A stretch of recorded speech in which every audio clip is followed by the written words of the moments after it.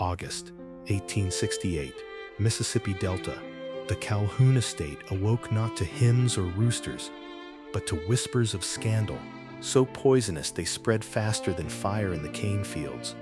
The colonel's only daughter was carrying the child of a man born enslaved. In a land where white purity was guarded like a weapon, this single fact was more dangerous than any uprising. It was betrayal from within, and for the planters of the Delta, it was a crime worse than murder. The Calhoun house stood heavy among miles of cotton, a white-columned monument to arrogance. Its walls were thick, but even they could not muffle the cries of generations whipped in its fields. The air carried two scents always: sweet rotting cotton and dried blood. At night the frogs croaked like voices of the drowned. The slave quarters, though the law called them freedmen's cabins now, still smelled of damp straw, of chains that had been unbolted but never forgotten. The ground outside the whipping post was darker than the rest, soaked with old blood that the rain never washed away. And inside this theater of silence moved Isabel Calhoun, the colonel's heir. She was porcelain in appearance, trained to walk in silk, to sit straight at the piano, to recite French phrases at dinner. But her eyes had grown restless, her lips silent at church sermons. She wandered the fields like a shadow. The workers looked away, but she looked back, and among them was Jonathan Reed. Jonathan had survived the war and the lash. Born enslaved, he carried scars across his shoulders like ropes burned into flesh, yet he walked with a straightness that mocked every overseer. He did not bow his head, and that made him dangerous. In the eyes of planters, such men were sparks waiting for dry tinder, and in the eyes of Isabel, he was something else entirely: truth, unbroken. Their meetings began in silence. A book left near the well, a glance exchanged at dusk, a whisper in the stables while the colonel slept in his bourbon fog. When thunder rolled across the Delta one summer night, they touched, and history shifted. What began as defiance became flesh, and in that union lay a crime against the very laws of the South. Weeks later, Isabel pressed her hand to her belly and knew. She did not cry, she did not pray. She simply walked into the fields and told Jonathan, "I carry your blood now." His breath left him like he had been struck. He spoke of escape, of Memphis, of ships that could vanish them into freedom. But Isabel shook her head. "He will never let me go," she said of her father. And she was right. Colonel Silas Calhoun was no fool. He had survived the fall of the Confederacy with his land intact, had rebuilt his dominion under new names, contracts, sharecropping, labor agreements, slavery reborn in ink instead of iron. But he ruled with the same iron will, and the one thing he feared above all was scandal. Purity was his shield, and his daughter's womb was now a weapon against him. The household grew tense. Servants whispered. Overseers watched Isabel with hawk eyes. The colonel's kin began to visit more often, faces pinched with suspicion. At night, Isabel dreamed of fire, of a mob outside the estate, of her body dragged in chains. Jonathan dreamed too, but his dreams were of flight, swamps, rivers, ships, faces free of fear. Both knew the truth. Discovery meant death. The first sign of the storm came from within.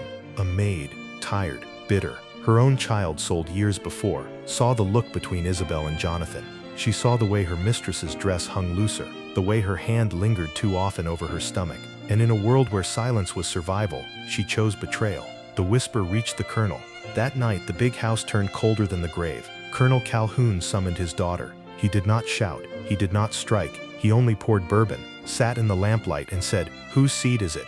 Isabel said nothing. His hand shook, not from drink but from rage. He leaned close, his voice low. "Do not shame your bloodline, girl." She looked at him then, steady, and whispered, "It already carries another." The colonel rose slowly. For the first time in years he was afraid. Not of his daughter, not even of Jonathan, but of the South itself, of the whispers that would spread, of the dynasty that would collapse, of the name Calhoun reduced to ash. In that moment, hatred replaced fear. His paranoia turned to planning. He would destroy Jonathan, bury Isabel in silence, and erase the child before it could breathe. But the land had other plans. Down in the cabins, whispers began. A prophecy from an old woman who read omens in ashes. The master's bloodline will choke on its own seed. The workers, half free and half slave in truth, began to murmur of revolt. Isabel's secret became their spark. The conspiracy was born not in shouts but in whispers at the cemetery, where nameless graves spread under crooked stones. Ezekiel, who had once seen his son sold, spat into the dirt and swore he would see the colonel fall.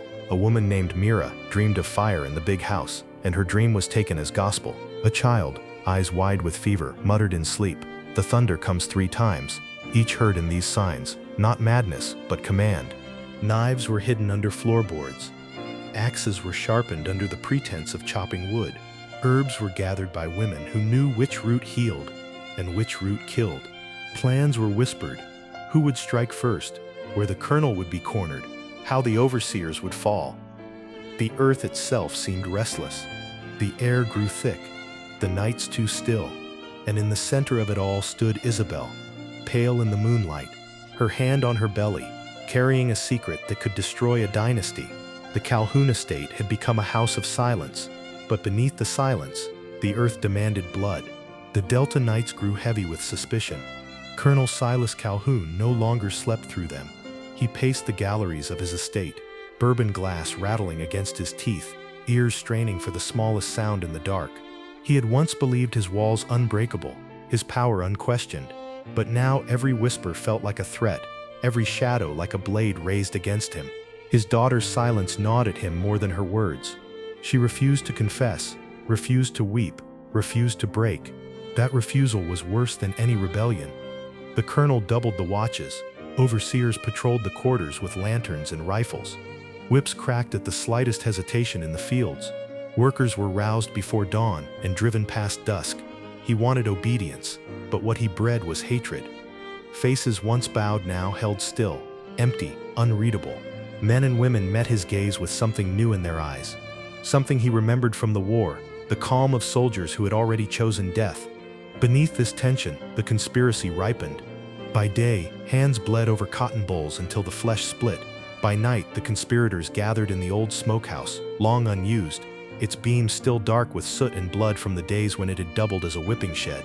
They moved like shadows, whispering in tongues half forgotten but still alive in the marrow. Each came with their own wound, their own reason. Ezekiel, once a field hand, carried a scar that cut from his shoulder to his hip, a reminder of the day the colonel had ordered him whipped for refusing to watch his wife sold. Mira, the dreamer, had lost 2 children to fever because she was denied medicine. Jonas, a wiry youth, had been forced to dig his mother's grave alone, under guard, with the colonel's laughter in his ears. Every story was different, but the grief was the same. At the heart of their whisperings was Isabel. She never sat in the smokehouse, never spoke in their councils. But her defiance, her growing belly, and the rumors of Jonathan Reed's blood inside her were the fire around which they gathered. If even the master's daughter defies him, Ezekiel said, then the earth itself is against him. The first act came sudden, small, but it shook the estate. One overseer, notorious for driving children with a rawhide lash, was found at dawn with his throat slit. His body dangled from the whipping post, his own whip coiled tight around his neck like a noose. Written in ash on the dirt at his feet were 3 words: "The earth remembers." Panic spread among the whites. The colonel raged, storming through the quarters, demanding confessions. None spoke. He had men beaten, locked in the smokehouse, starved, still silence. His paranoia turned inward. He began watching his own blood, staring at Isabel as if her very breath was treachery. Meanwhile, Mira's dreams grew darker. She saw flames consuming the great house, saw the colonel on his knees with his hands bound, saw the sky split with thunder. When she spoke these visions in the cemetery among the nameless graves, the others listened as though she were scripture. The dead, it was said, were speaking through her. Weapons were prepared, shovels honed to points, hatchets hidden under washtubs, old files stolen from the blacksmith shed, sharpened into blades. Even children joined, slipping nails into their pockets, waiting for the night when the signal would come.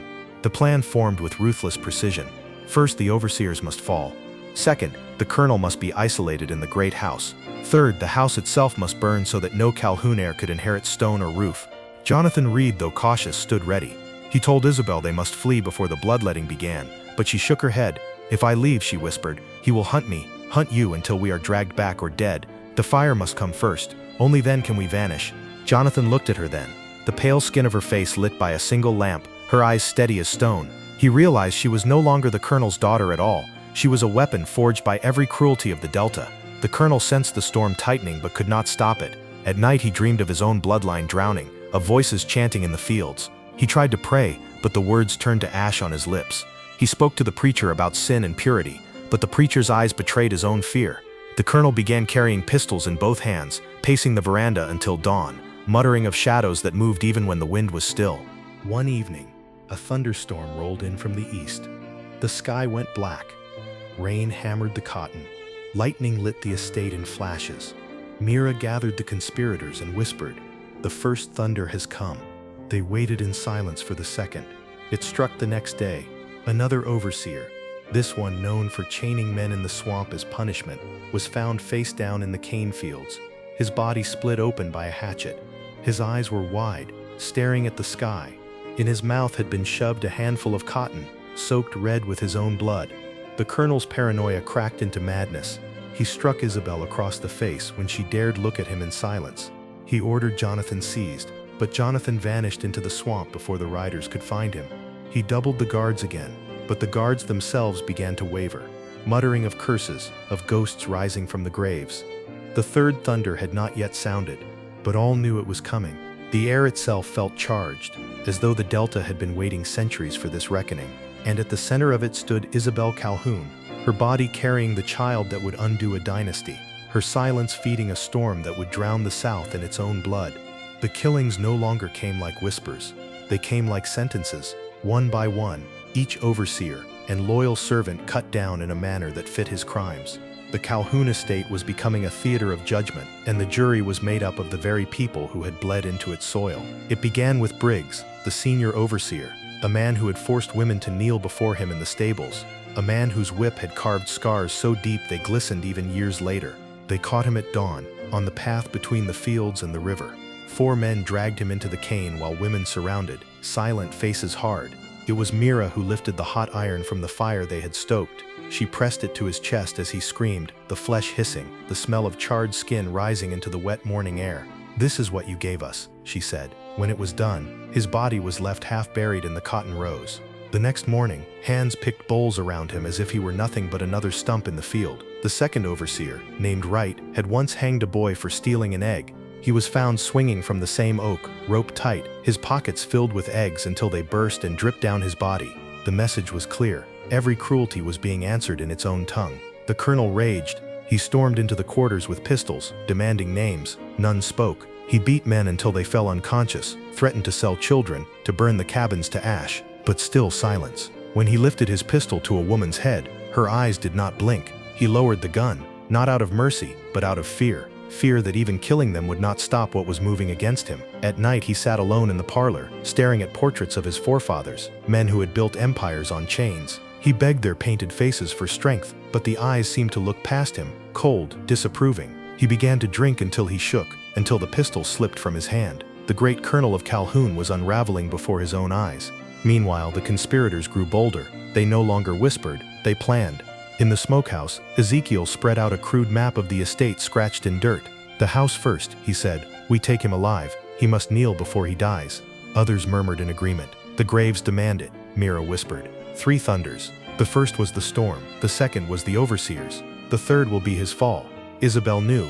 She had not spoken openly to the others, but she watched from the edges, her pale face lit by the fire, her hand pressed to her belly.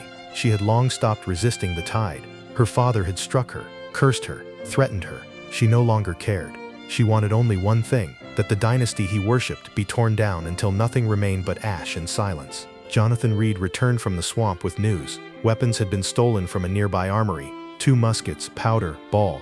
For the first time the rebels held more than blades. The plan hardened. On the night of the next gathering in the Great Hall, when the colonel sat with his remaining kin to plot their recovery, the rebels would strike. That night came in late September. The colonel had called his brothers and nephews to the estate. They drank whiskey, muttered of bloodlines and honor, of silencing the scandal of Isabel's womb. Outside, the field stood silent. No laughter, no singing, not even the rustle of cane. The workers had vanished into the dark. The colonel's kin laughed nervously, unaware that dozens of eyes were watching from the edges of the trees. Then came the sound, the tolling of iron, Ezekiel striking the bell of the smokehouse with his hammer. It rang across the estate like thunder, the third thunder. The doors of the hall burst open. Men and women surged inside, faces painted with ash, blades and muskets in hand. Screams rose as rebels surrounded the colonel's kin. The whiskey spilled, glasses shattered, chairs overturned. One nephew drew a pistol, fired. Ruth, the young girl, fell with a cry. In answer, Jonas's musket roared, tearing the nephew's chest open.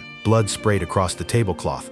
The colonel himself was seized, dragged from his chair.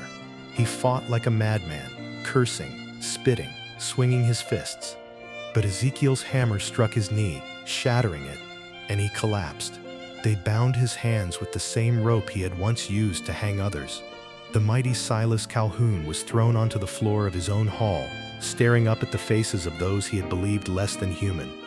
The trial began. One by one, voices rose to accuse him. Mira named her children.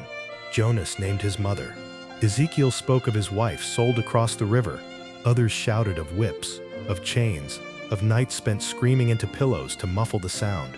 The colonel spat back, claiming order, law, the will of God. But no one listened. The words turned to air, empty, meaningless.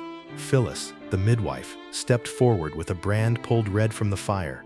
"You branded us," she said. "Now the mark is yours." She pressed it to his chest, the iron hissing, the smell of burning flesh filling the hall. He screamed until his voice broke. The hall itself became a court of vengeance. The colonel's kin were slaughtered at the table, throats cut, skulls smashed, bodies left sprawled among shattered glass and spilled liquor. Their blood ran across the floorboards, soaking into the wood as if the house itself were drinking it in. And at last, it was the colonel's turn. Bound, burned, broken, he was dragged outside into the yard, to the very earth that had been watered with slave blood for generations. The rebels gathered around him in a circle, silent, their faces lit by torchlight. Isabel stepped forward. For the first time, she spoke aloud before them all. "This is not my father," she said. "This is the hand that broke us. Let him be broken." Ezekiel lifted his hammer. Jonathan raised his musket. Mira whispered a prayer to the dead. And in the silence that followed, the colonel's dynasty ended with a crack of bone, a spray of blood, and the hiss of fire catching the cane fields beyond. The Calhoun estate was no longer a house. It was a pyre. The Calhoun estate burned like a beacon of judgment. Flames leapt from the rafters, licking the night sky, swallowing the portraits, curtains and velvet chairs that had for decades symbolized white dominion. Sparks drifted into the fields, falling on the cotton rows until the land itself glowed red. The fire carried more than heat, it carried memory, as if every lash, every scream, every body that had rotted in those fields was finally exhaled into the heavens. The rebels stood in the yard and watched. Some wept openly, some sang, voices trembling, old words in forgotten tongues rising above the crackle of fire. Others stood silent, holding blades slick with blood, staring into the inferno as though waiting for the earth to confirm what had happened. It was Isabel who broke the silence. Her pale face flickered in the light, her hand resting on her swollen belly. She spoke not with command, but with certainty. "The house is gone. The name is gone. Tonight we are free." Her voice, thin but steady, carried through the yard. The words were repeated, whispered among them, "Free." It was a word that had been spoken before but never tasted. Now for one night, it was on every tongue. The colonel's body lay in the dirt, twisted and blackened by fire. His kin were scattered across the dining hall floor, butchered where they had feasted. Overseers rotted in the cane. For the first time in living memory, no white master stood to give orders. The chains had been broken by blood, but freedom was a storm, not a sunrise. The rebels knew it. Every whisper told them the same truth. Savannah would not ignore the death of the Calhouns. Patrols would come, soldiers too, armed and merciless. To the outside world, this night would not be freedom. It would be insurrection, murder, savagery. The question was no longer if they would be hunted, but how soon. Still, they embraced the night. In the quarters, fires were lit, not of punishment, but of celebration. Meat stolen from the larders was roasted over open flame. Old drums, long hidden and forbidden, were struck, their beats rolling like thunder across the swamp. Men and women danced barefoot in the mud, their bodies moving with a rhythm older than the land itself. For a few hours, grief became defiance, and defiance became joy. Children laughed, though they did not understand the cost. Ruth, her shoulder still bandaged from the musket ball, cradled the infant saved from the chaos, whispering, "You'll never see chains." Ezekiel, his hammer still in hand, sat apart, staring into the flames. He muttered that tomorrow would be bloodier, that tonight was only a pause before the storm. Mira rocked and sang, eyes closed, repeating the prophecy of the three thunders. "The third has come," she whispered. "Now comes the flood." Jonathan Reed pulled Isabel aside, urging her to leave before dawn. He spoke of hidden routes through the swamp, of boats that could carry them downriver, of places where mixed blood would not draw the noose. But Isabel only shook her head. "If I leave now, I abandon them. My father's name cursed them. My blood must break it." Jonathan said nothing more, but his jaw set like stone. He would not abandon her. By midnight, the fields themselves were burning. The rebels had poured oil and set torches, watching as the flames devoured the cotton, the lifeblood of the Calhoun fortune. The stalks crackled like dry bones, the sweet stench of burning fiber mingling with the smoke of the great house. The land glowed red, steam rising from the soaked earth as if it were purging centuries of blood. It was not only destruction, it was ritual. The earth, scarred by generations of labor, seemed to breathe. Some swore they heard voices in the crackling cane, the laughter of children long dead, the wails of mothers gone to the grave. Others claimed to see shapes in the smoke, figures walking tall and unbound. Whether vision or madness, it fed their courage. The night wore on. At the edge of the swamp, sentinels posted by Jonas saw torches flickering on the horizon, men on horseback. The militia was coming. They returned to the yard with the warning, their voices sharp, "We have until dawn." The rebels convened one last council in the cemetery, where crooked stones marked nameless graves.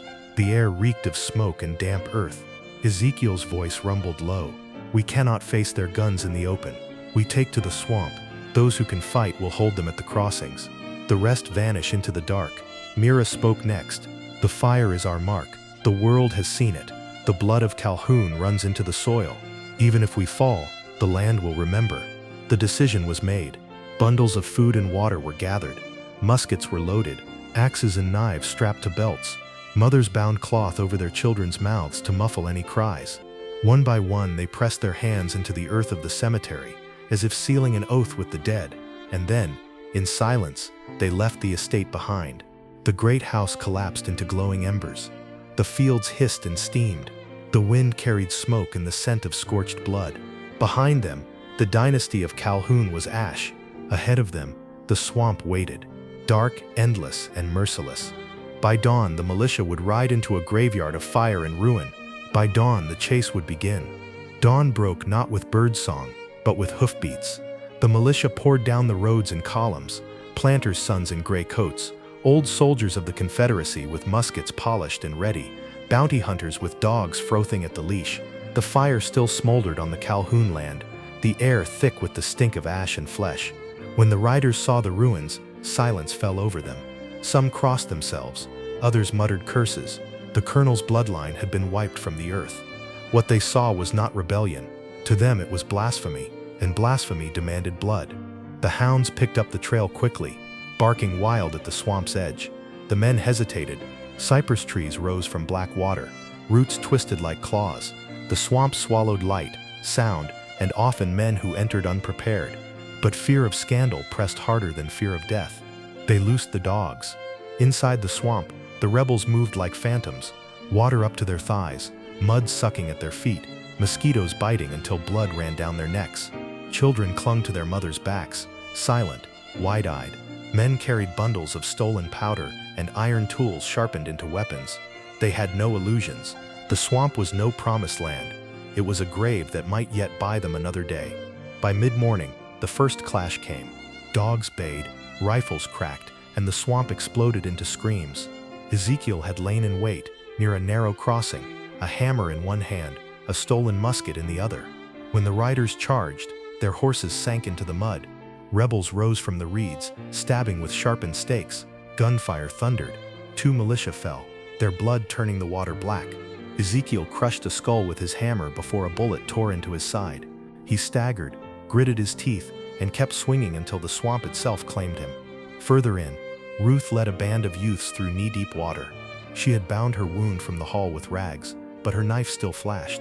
She slit the throat of a bounty hunter who strayed too far from his men, then melted back into the reeds. Her group vanished like mist, leaving only ripples on the water. The militia pressed on, rattled but not broken. They fired blindly into the trees, torches raised, burning dry brush to smoke the rebels out. The swamp filled with acrid haze, stinging the eyes, choking the breath. Children coughed, but cloth rags muffled their cries. Mira, blind with age, whispered prayers, insisting the spirits would not let them die in vain. By nightfall, half the rebels were dead or scattered. Jonathan and Isabel remained with a small band, carrying food bundles and one surviving musket. Isabel's face was pale, her body heavy, but her jaw clenched with fury. "He is gone," she said of her father, "but they still hunt his ghost. If they kill us, his curse lives. If we endure, his name dies." The next day, the swamp became a battlefield of traps. Rebels dug pits under shallow water, laid sharpened branches, and waited. When riders charged, horses stumbled, impaled, gunshots cracked, smoke curling through the trees. Jonas, grim and silent, fired until the powder ran out, then swung his musket like a club. He fell under 3 bayonets, but not before splitting a man's skull. Isabel stumbled often, clutching her belly, but Jonathan dragged her onward. They hid in roots of cypress trees, water rising to their waists, breath shallow. At night, they moved again, guided only by moonlight. Behind them, the militia advanced, leaving corpses of rebels hanging from branches as warnings. On the 3rd day, the rebels made their stand. A narrow channel of water wound between high banks, a perfect choke point. They lined the banks with sharpened stakes, laid logs across the mud. Jonathan, Ruth, and a handful of fighters waited with knives, axes, and the last musket. When the militia came, torches blazing, the swamp erupted. Arrows and stakes flew, knives flashed. Ruth darted through the water, cutting down a dog and its handler before vanishing. Jonathan fired the musket, dropping a captain from his horse. But the rebels were too few, too exhausted. One by one they fell, bullets tearing through water and flesh. Ruth was struck in the back, falling face first into the muck. Her knife slipped from her hand and sank, gone forever. Jonathan pulled Isabel into the reeds, holding her tight as the gunfire roared. "We can still run," he whispered. But Isabel shook her head. Her face was calm, almost serene. "If I run, they'll hunt me forever. Better they remember me like this." At dawn, they were cornered.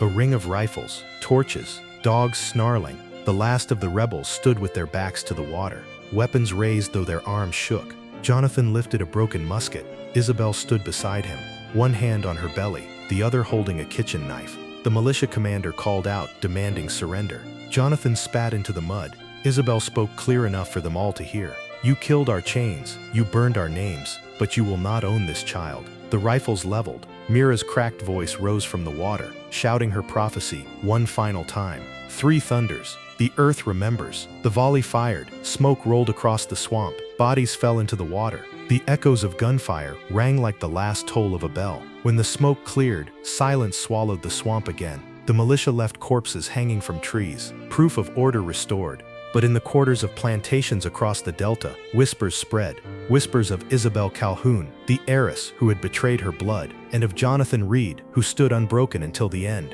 They buried the Calhoun dead in marble coffins, but they left the rebels in the swamp. Some were nailed to trees as warnings, others left for the crows. Savannah newspapers called it a cleansing of savagery. Ministers thundered from pulpits about God's justice on those who forgot their place. Yet for every sermon, there were whispers, quiet, dangerous whispers, that told a different story. The Calhoun estate never rose again. The house was gone, the fields blackened, the bloodline broken. Neighbors tried to claim the land, but workers refused to stay. At night, they said, the swamp echoed with cries and the sound of chains dragging through water. Riders swore they saw a pale woman with fire in her hair, standing in the cypress shadows, her hand resting on her swollen belly. The overseers mocked these tales in daylight, but none dared ride alone through the swamp after dusk. For the survivors, there were no monuments. Some rebels slipped away into the deeper swamps, vanishing into maroon camps hidden for generations. Others fled north, carried by secret hands along rivers and rail lines. A few were captured, dragged into Savannah, and hanged before jeering crowds. But even on the gallows, they did not bow.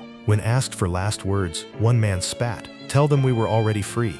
Isabel and Jonathan were said to have died in the final volley, but their story refused to stay buried. In the cabins, women whispered of the heiress who had turned against her father's name. They told children that she chose death rather than surrender, that she walked into the swamp with a knife in her hand and a child in her belly, and that the earth itself hid her. Some swore that no body was ever found, only blood in the water. Others believed she had slipped through the smoke and lived on in secret, her child born far from the delta, carrying 2 lineages, one of bondage, one of tyranny, united in defiance. By the 1870s, when Reconstruction faltered and the old order clawed its way back, the story of the Calhoun revolt had already passed into legend. Planters erased it from ledgers, preachers denounced it as lies, newspapers dismissed it as rumor, but the cabins remembered. Songs carried fragments of it, lines about 3 thunders, about a fire that ate the cane, about a woman who bore freedom in her womb. Children grew up hearing that if you stood still in the swamp at night, you could hear Jonathan's voice calling through the trees. Others said that when storms cracked the sky into 3, it was Isabel's prophecy breaking the heavens.